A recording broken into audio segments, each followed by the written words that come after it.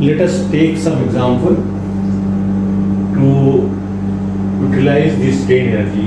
strain energy को use करने के लिए हम कुछ एग्जाम्पल ले रहे हैं। तो जैसे आप बहुत सरल भाषा में समझने की कोशिश करेंगे कि मान लीजिए कि आपका केस 1 एग्जाम्पल 1 एग्जाम्पल 2 एग्जाम्पल 3 3 है, तो तीनों के केस में ये जो डिफ्लेक्शन है वो हम फाइंड आउट करना चाहते हैं स्ट्रेन एनर्जी के माध्यम से।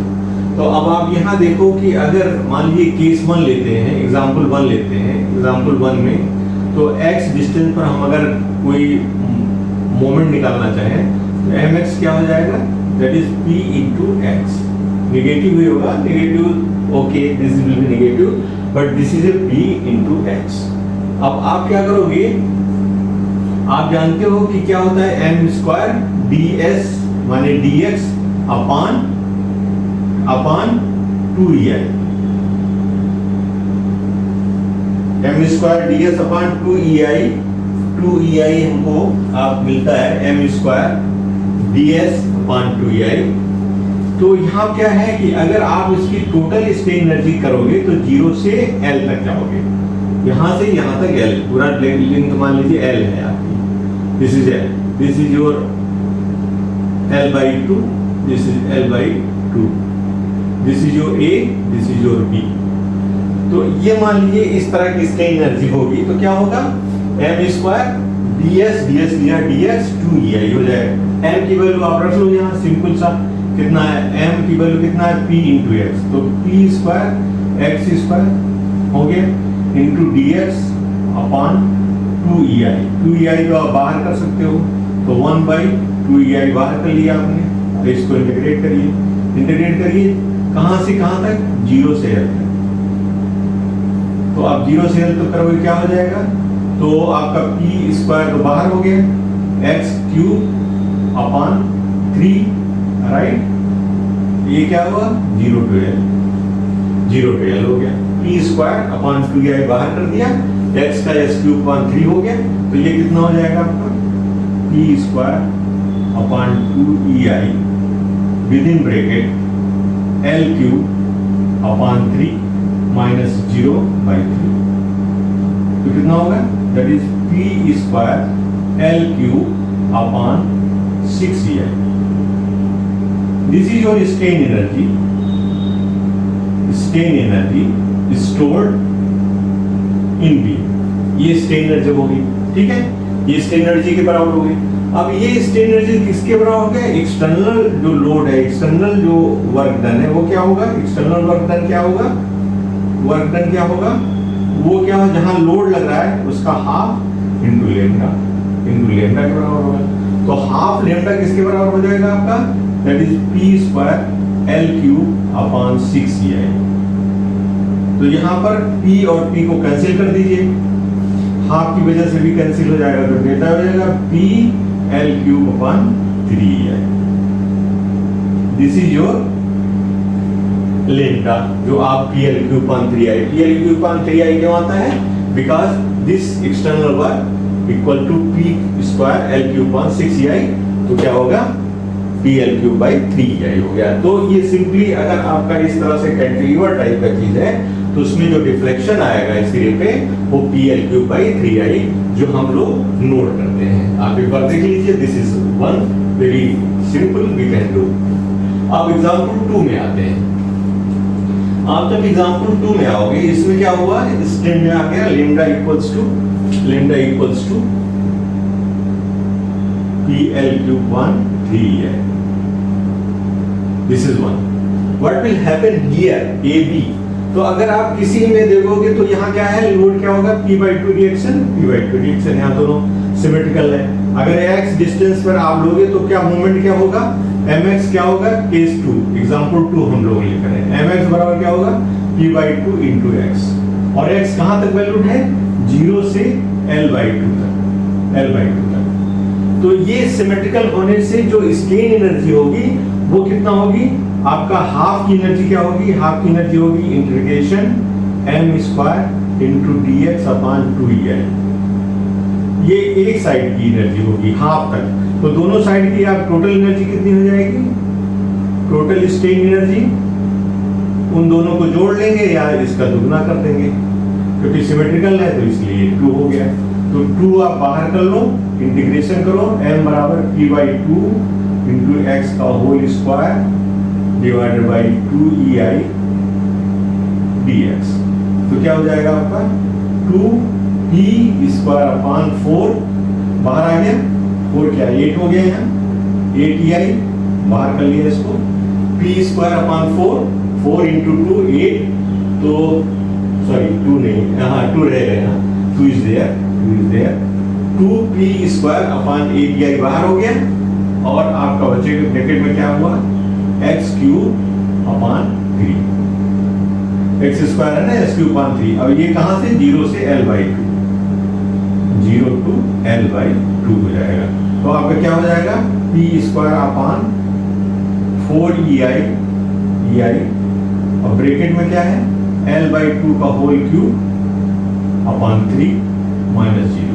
तो क्या हो जाएगा this is your p l cube upon 8 32 into 3 ei।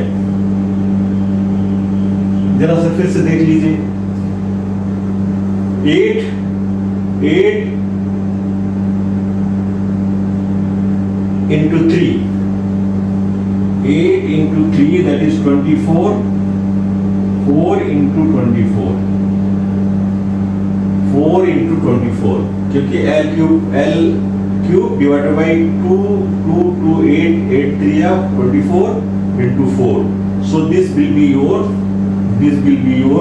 2 is there, 2 को हमने 4 कर दिया, तो ये हो जाएगा p l cube upon 16 96 ei। This is your PL cube on 96 ei is total strain energy. What is work done? Work done is 1 by 2 p into lambda. This is equal to PL cube upon 96 ei। तो ये क्या हो जाएगा lambda equals to p cancel,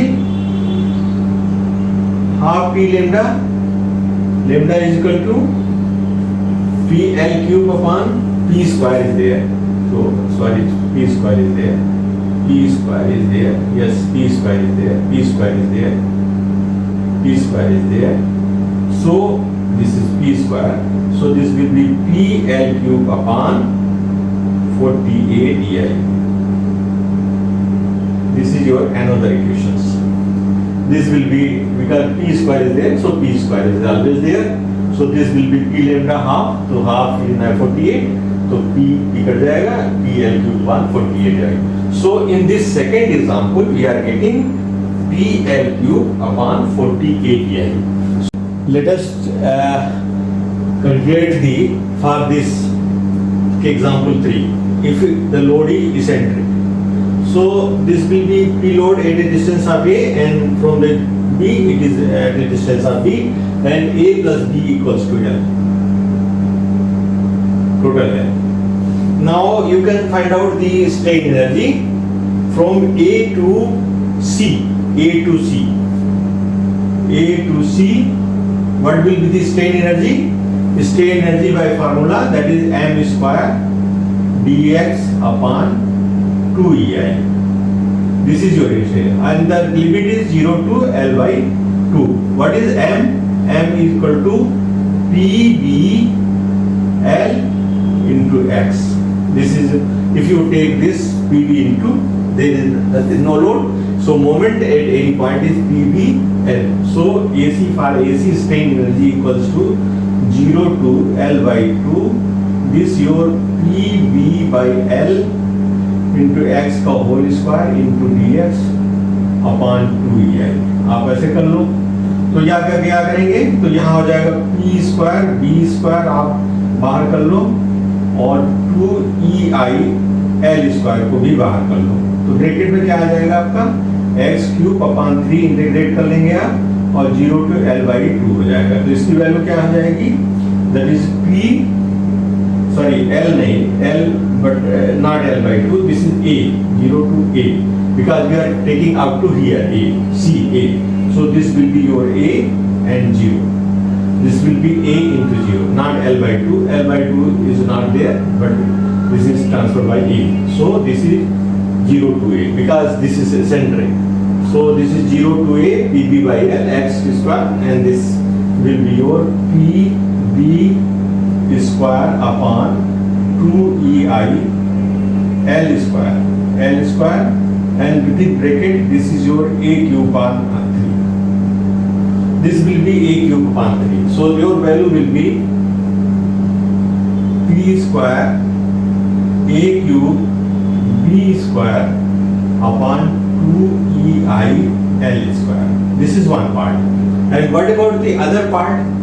That is B to C. B to C, you can understand B to C. That will be integration P into A by L into x का whole square m square into dx upon 2ei. So this will be 1 by, this will be P square A square upon 2ei L square within bracket s cube upon 3 or 0 to b. So this will be your P square A square B cube upon 6EI L cube, L square. This will be your 3 into 2, this will be your 6, this will be 6. So you add on both first and second. This is first and this is your second. दोनों को जोड़ लेंगे तो total strain energy क्या हो जाएगी? Strain energy, total strain energy क्या हो जाएगी? दैट इज आप कॉमन है P A square B square common है आपका, और divided by 6EI L square common है, ब्रैकेट में A प्लस B बचेगा. So this will be your P square A square B square upon 6EI into L. L से L cancel हुआ, L आ गया. This is your strain energy. Total strain energy equals to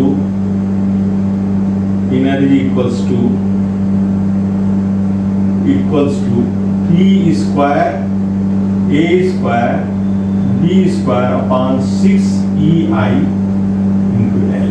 This is your total strain energy. And what is your deflection? Half P by lambda. So lambda equals to, this equals to P square A square B square upon 6EI into L. So your lambda equals to P A square B square upon 3EI into L. P square A square B square. So P, this will be P, half means 3. So P A square B square upon 3EI into L. This will be your deflection for eccentric loading. This is for the eccentric. So in this way, by applying the strain energy stored in the beam or something like that, we can always find out the deflection. So this is all for 3 cases. Thank you for attending class. Thank you very much.